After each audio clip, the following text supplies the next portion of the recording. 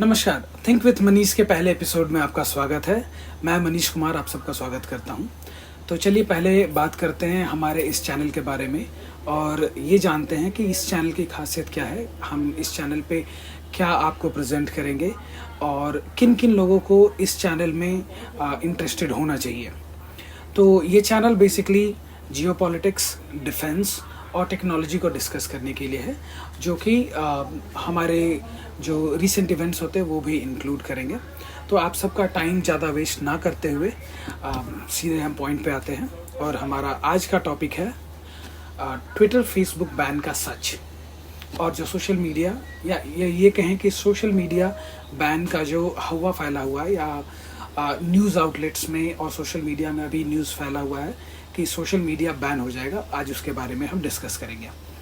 क्योंकि बहुत सारे left wing, right wing organisations, websites, news portals, इन सब के अपनी अपनी कहानियां हैं, इन सब के अपने अपने एजेंडाज हैं। तो जो असली खबर है, जो असली बैकग्राउंड है, वो आपको नहीं मिल पाता। मेरी कोशिश यही रहेगी इस एपिसोड में और आने वाले अगले एपिसोड्स में कि आपको जो असली खबर है, जो बोरिंग न्यूज़ है, उसको आसान तरीके से आपको समझाया जा सके और आपके सामने पेश किया जा सके। तो यही है मेरी पूरी कोशिश। तो चलिए शुरू करते हैं। सबसे पहले लोकल न्यूज़ मीडिया या नेशनल मीडिया या इंटरनेशनल मीडिया में ये फैला क्या है और क्यों है और इसके बारे में भ्रांतियाँ क्या क्या है।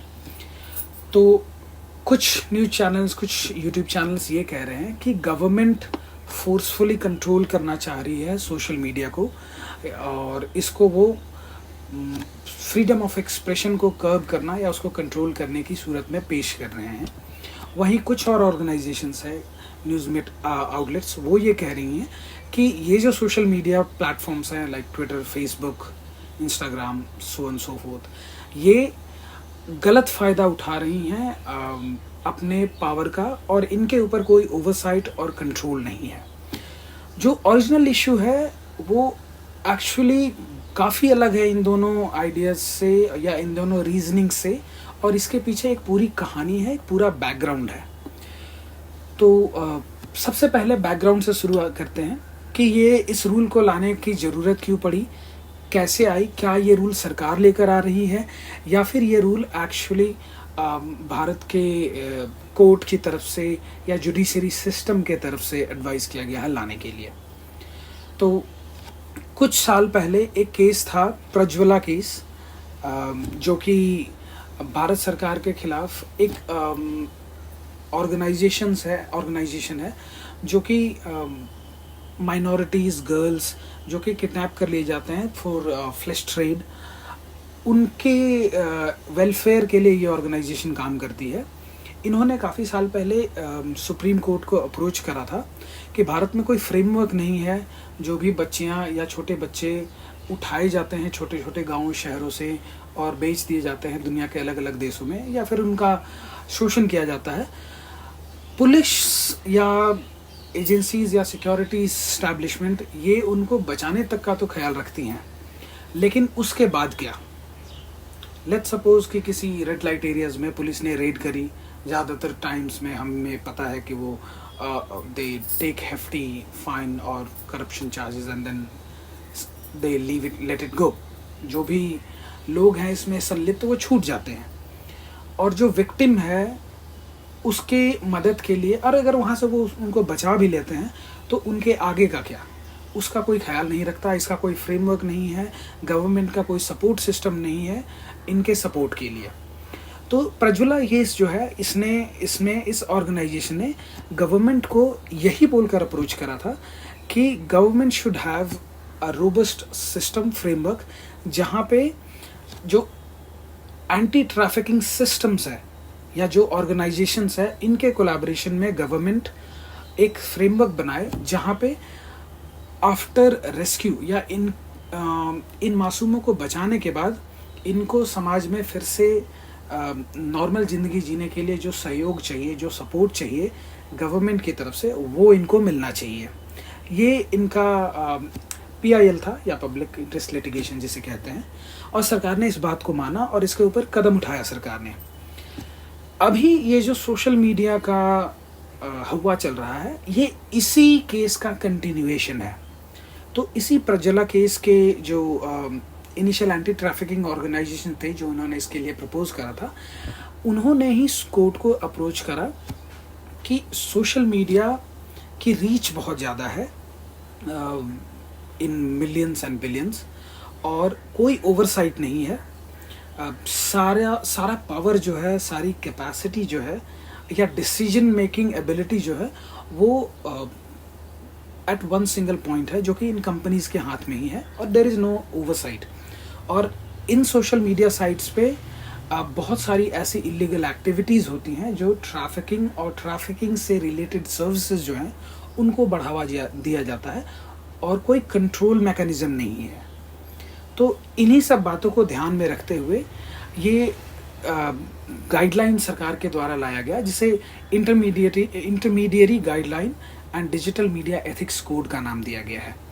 और अगर आप देखना चाहेंगे तो मैं यहाँ पे डिस्क्रिप्शन बॉक्स में इसकी actual copy, press information bureau की कॉपी, और जो एक्चुअल लॉ है गैजेट का, वो भी मैं मेंशन कर दूंगा, तो आप सब उसमें देख सकते हैं। यहाँ पे भी शायद आपको पिक्चर में दिख जाएगा अगर मेरा सिस्टम ठीक से काम किया तो। हाँ, अगली पॉइंट पे, तो गवर्नमेंट कहना क्या चाहती है? गवर्नमेंट किसी सोशल मीडिया प्लेटफॉर्म को कंट्रोल नहीं करना चाहती। गवर्नमेंट किसी सोशल मीडिया प्लेटफॉर्म को पे दबाव नहीं बनाना चाहती। वो सिर्फ इतना चाहती है कि सोशल मीडिया प्लेटफॉर्म की रिस्पॉन्सिबिलिटी बढ़ाई जाए, क्योंकि उनका रीच बहुत ज़्यादा है और इनके ऊपर ओवरसाइट नहीं है। वो इतना चाहते हैं कि एक इंटरमीडिएरी हो कंपनी और सरकार के बीच में। इसका मतलब ये हुआ कि एक नोडल ऑफिसर हो जो कि, और एक पर्सन इन कंट्रोल और पर्सन इन चार्ज जो उस कंपनी का हो, जो ये डिसीजन ले सके कि सारा डेटा, सारा इंफॉर्मेशन और कोऑर्डिनेशन सरकार के या सरकार के द्वारा नियुक्त की गई या अपॉइंट की गई एजेंसीज के थ्रू कॉम्बिनेशन में काम कर सके, ताकि सरकार को किसी एक पूरे ऑर्गेनाइजेशन के पीछे ना जाना पड़े, किसी एक ये समझ लिए किसी एक पोस्ट को हटाने के लिए, या किसी एक पोस्ट कहाँ से शुरू हुई है इसको पता करने के लिए। There should be one person responsible जिसके पास सरकार जा सके और डायरेक्टली इस चीज़ का डिमांड कर सके। तो सरकार ओवरऑल इसी को अलग अलग फ्रेमवर्क में बांटा गया है। तो सारी कहानी यहाँ पे है। लेकिन कुछ ऑर्गेनाइजेशंस इसको दूसरा रूप देने में लगे पड़े हैं कि सरकार फ्रीडम ऑफ एक्सप्रेशन को कर्टेल करना चाह रही है। सिर्फ यही बात नहीं है, और सिक्योरिटी कमेटी की लास्ट मीटिंग में भी ये प्रपोज किया गया था कि चूँकि इन सोशल मीडिया प्लेटफॉर्म का रीच बहुत ज़्यादा है, बहुत सारे लोगों को इन्फ्लुएंस कर सकता है, मास इन्फ्लुएंस की कैपेसिटी है इनके पास, तो बहुत सारे लोगों के पास जब ये पहुंच सकती है तो उनको इन्फ्लुएंस भी कर सकते हैं और कुछ गलत चीज़ चली जाए। फॉर एग्जांपल दिल्ली राइट्स जो हुए थे सीए प्रोटेस्ट के टाइम पे, वहाँ पे यही हुआ था, जहाँ पे सोशल मीडिया का इस्तेमाल करके फेक न्यूज़ को फैलाया गया और विच एविडेंटली लेड टू राइट इन दिल्ली। तो सरकार नहीं चाहती कि ऐसे इंसिडेंट्स या ऐसी घटनाएं फ्यूचर में भी हो, तो उसके लिए सरकार को इसमें कोई इंटरेस्ट नहीं कि किन्हीं दो लोगों के बीच की प्राइवेट कॉन्वर्सेशन क्या है। सरकार बस इतना चाहती है कि कोई ऐसी जानकारी जो इस तरह के सामाजिक सद्भाव को हानि या ठेस पहुंचा सकती है, सरकार के रिक्वेस्ट के बाद ये सोशल मीडिया प्लेटफॉर्म्स इमीडिएटली उसको रोक सके। और इसके लिए सरकार के पास एक जानकारी या एक कॉन्टैक्ट पर्सन होना चाहिए इन हर एक सोशल मीडिया प्लेटफॉर्म पे। तो ओवरऑल स्टोरी यही है, सिर्फ इतनी सी बात है। और सोशल मीडिया प्लेटफॉर्म ये कंट्रोल गवर्नमेंट को नहीं देना चाहती, उनके लॉजिस्टिकल रीजंस हो सकते हैं, पर सारी लड़ाई या सारा टसल यही है। अब सवाल आता है कि फ्यूचर क्या है। तो वो तो हम सबको पता है कि मोटा भाई ने ठान लिया तो ये तो होके रहेगा, और जब तक ये वीडियो आएगा मेरे ख्याल से ऐसा होगा कि ट्विटर, अभी तक देखिए गूगल और फेसबुक ने तो ये मान लिया है कि हाँ वो कंप्लाई करेंगे इस रूल का। उन्होंने नोडल ऑफिसर्स और इंटरमीडिएरी ऑलरेडी असाइन कर चुके हैं वो। ट्विटर अभी फ़िलहाल आनाकानी कर रहे हैं, पर मुझे पूरा भरोसा है क्योंकि जितना बिज़नेस उनको इंडिया से आता है, उनके पास कैपेसिटी नहीं है इस चीज़ को मना करने की, क्योंकि चाइनीज़ ऐप्स का हाल हम देख ही चुके हैं। तो मुझे लग रहा है कि अगले 1-2 दिनों में ट्विटर भी रास्ते पर आ जाएगा। सवाल ये उठता है कि ये किस हद तक सही है, क्या ये सही डायरेक्शन में जा रहा है और इसके रिपरकशंस क्या हो सकते हैं। तो पहला पॉइंट, हाँ ये बहुत ज़रूरी है, क्योंकि एक किसी इंसान को अगर किसी पोस्ट या किसी कंटेंट से प्रॉब्लम है, अभी तक उसके पास ये राइट्स नहीं थे, ये कंट्रोल नहीं था कि वो डायरेक्टली अप्रोच कर सके एक इंडिविजुअल यूनिट को एक कंपनी में टू एड्रेस द ग्रीवेंस, और अपनी परेशानियों को हल करने के लिए कोई एक ठोस फ्रेमवर्क नहीं था। इस लॉ के बाद ये बन जाएगा। और दूसरा, सोशल मीडिया प्लेटफॉर्म ठीक है, एक प्लेटफॉर्म है जहाँ पे लोग अपने कंटेंट, अपने विचार शेयर कर सकते हैं, लेकिन उनके पास ये एब्सोल्यूट कंट्रोल नहीं होना चाहिए कि वो किसका अकाउंट बैन करेंगे और किसका अकाउंट सस्पेंड करेंगे, क्योंकि ये अथॉरिटी गवर्नमेंट ऑफ इंडिया या इंडियन कोर्ट सिस्टम ने उनको नहीं दी है। कोई पोस्ट या कंटेंट ऑफेंसिव है या नहीं है, इसका डिसीजन कोर्ट और पुलिस करेगी, ना कि ये सोशल मीडिया प्लेटफॉर्म। तो ये ज़रूरी है कि there should be a balance between oversight and freedom of expression. Freedom of expression पे कोई रोक नहीं। इवन अगर कोई सोशल मीडिया प्लेटफॉर्म किसी एक इंडिविजुअल का अकाउंट ब्लॉक करती है, तो वो भी उनके फ्रीडम ऑफ एक्सप्रेशन या अभिव्यक्ति की आज़ादी का हनन है, क्योंकि उस सोशल मीडिया प्लेटफॉर्म को ये अथॉरिटी नहीं होनी चाहिए। अगर किसी इंसान को किसी एक इंडिविजुअल के कमेंट्स या पोस्ट से प्रॉब्लम है, they can reach out to police और लीगल सिस्टम, और they can take legal aid. पर एक कंपनी किसी एक इंडिविजुअल का अकाउंट सिर्फ अपनी इंडिविजुअल कैपेसिटी में सस्पेंड नहीं कर सकती, क्योंकि ये एक प्लेटफॉर्म है, ये टोटलिटेरियन कंट्रोल नहीं है। ये मेरा ऑफ कोर्स पर्सनल ओपिनियन है। गवर्नमेंट का अलग है, इंडिविजुअल कंपनीज का अलग है, पर मेरा कहना ये है कि फ्रेमवर्क है, लीगल सिस्टम है, पुलिस सिस्टम है।